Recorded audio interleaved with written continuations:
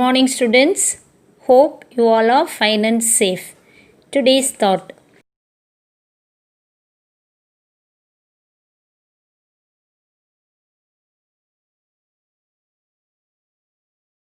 In the previous class, we had studied about biogeochemical cycles, ecosystem management, and ecosystem services. Today, let's learn plant succession. We very often see that forest and land in our areas are drastically affected by natural calamities such as flood, earthquake, and anthropogenic activities such as fire, overgrazing, cutting of trees, etc. Due to these reasons, all plants of an area are destroyed and the areas become nude. When we observe this area over a period of time, we can see that it will be gradually covered by plant community again and become fertile. Such successive replacement of one type of plant community by the other of the same area or place is known as plant succession. The first invaded plants in a barren area are called pioneers.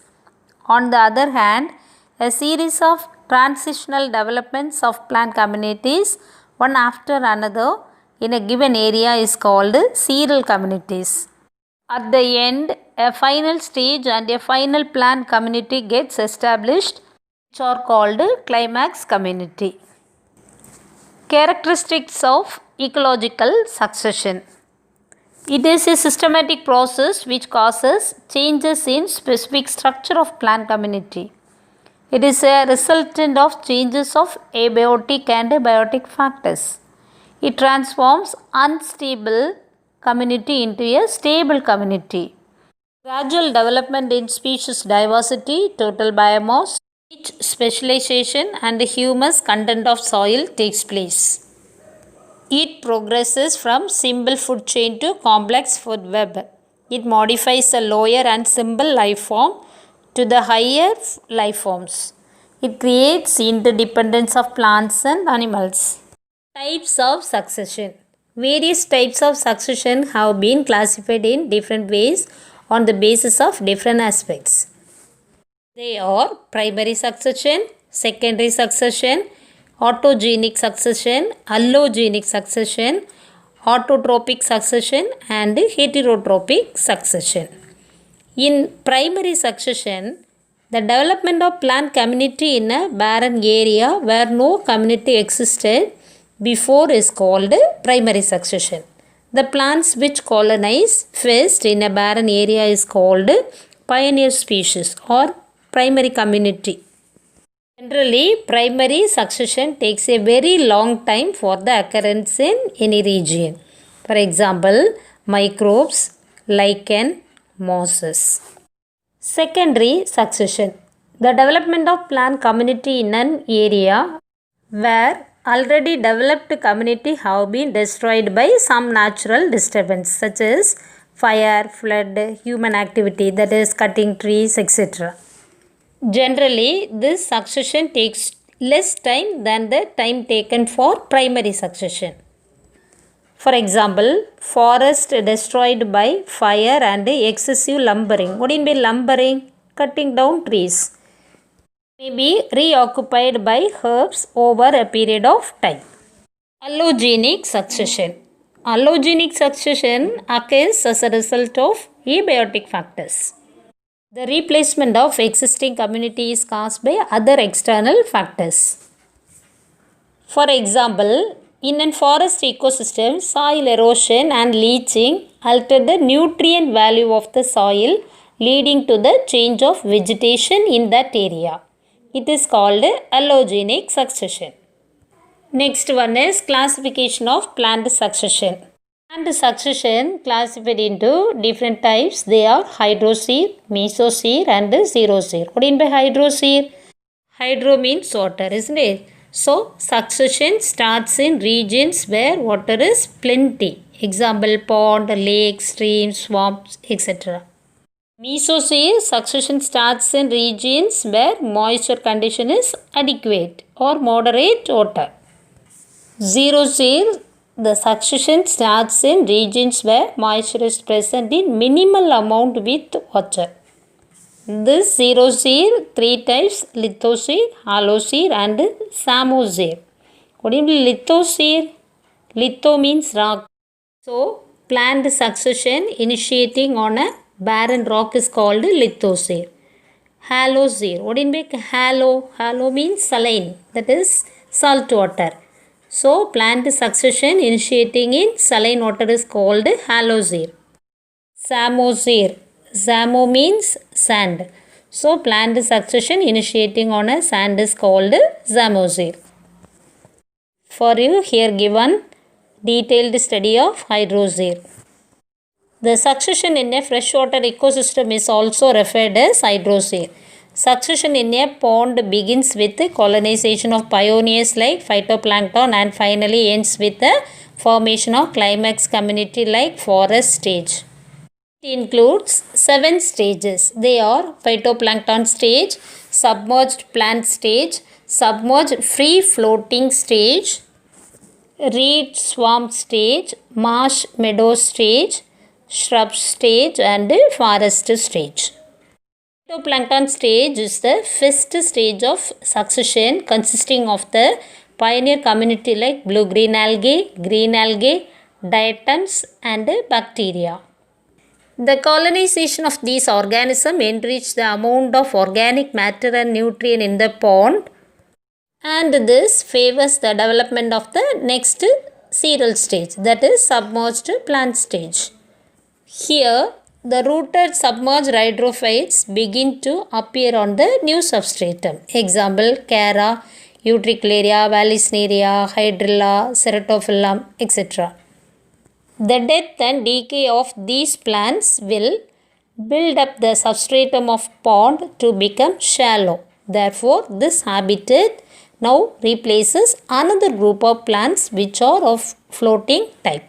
Third stage is submerged free floating stage. During this stage, the depth of the pond will become almost 2 to 5 feet. Hence, the rooted hydrophytic plants with floating large leaves start colonizing the pond. Rooted floating plants, example Nelumbo, Nymphea and Drapa. Some free floating species, example Azolla, Lemna, Wolffia, Pistia, etc. Do you know which is the smallest flowering plant? Wolffia. Okay. By death and decomposition of these plants, further the pond becomes more shallow. To this reason, floating plant species is gradually replaced by another species, which makes new cereal stage. Fourth stage is reed swamp stage. It is also called an amphibious stage. During this stage, rooted plants replaced by plants which can live successfully in aquatic as well as aerial environment. Example, Typha, Phragmites, Sagittaria, Cirrus, etc. At the end of this stage, water level is very much reduced, making it unsuitable for the continuous growth of amphibious plants. Marsh meadow stage. Here the pond becomes shallow due to decreasing water level, and this Poaceae and Cyperaceae grass varieties colonize this area. Example, Carex, Juncus, Cypress, Yellowcaris, etc. At the end of this stage, the soil becomes dry and the marshy vegetation disappears gradually and leads to shrub stage. Next stage is shrub stage. As the disappearance of marshy vegetation continues, soil becomes dry. So, these areas now occupied by shrubs like salix and cornus and trees like populus and ulmus. These plants absorb large quantity of water and make the habitat dry. Further, the accumulation of humus with a rich flora of microorganisms produce minerals in the soil, ultimately favoring the arrival of new tree species in this area. That is called the forest stage. It is the climax community of hydroxere. A variety of trees invade this area. Example, Artocarpus, that is jackfruit, then bamboo, and Tectona. Tectona means that is teak. In the 7 stages of hydrosphere succession, stage 1 is occupied by pioneer community, while the stage 7 is occupied by the climax community, and the stages 2 to 6 are occupied by seral communities. Significance of plant succession. It helps to the ecologist to study the seral stages of a plant community found in a particular area. It also helps to understand the controlled growth of one or more species in a forest. Sometimes, utilizing this knowledge of plant succession, even dams can be protected by preventing siltation. What do you mean siltation? Leakage. It gives information about the techniques to be used during reforestation and afforestation. It also helps in the maintenance of pastures. What do you mean pastures? Grasslands. It helps to maintain species diversity in an ecosystem. Patterns of diversity during succession are influenced by resource availability and disturbance by various factors. It also helps to colonization and re-establishment of plant community in the disturbed area. Forest and vegetation that we come across all over the world are the result of plant succession. So, my dear students, don't destroy the plants and animals, as well as don't disturb the water bodies such as pond, lake, etc. If we damage our ecosystem, it causes global warming, pollution, etc. Hence, if we change our everyday lifestyle, we can help to protect the planet and its ecosystem. If we fail to protect the environment, we will fail to save our future generations. Thank you.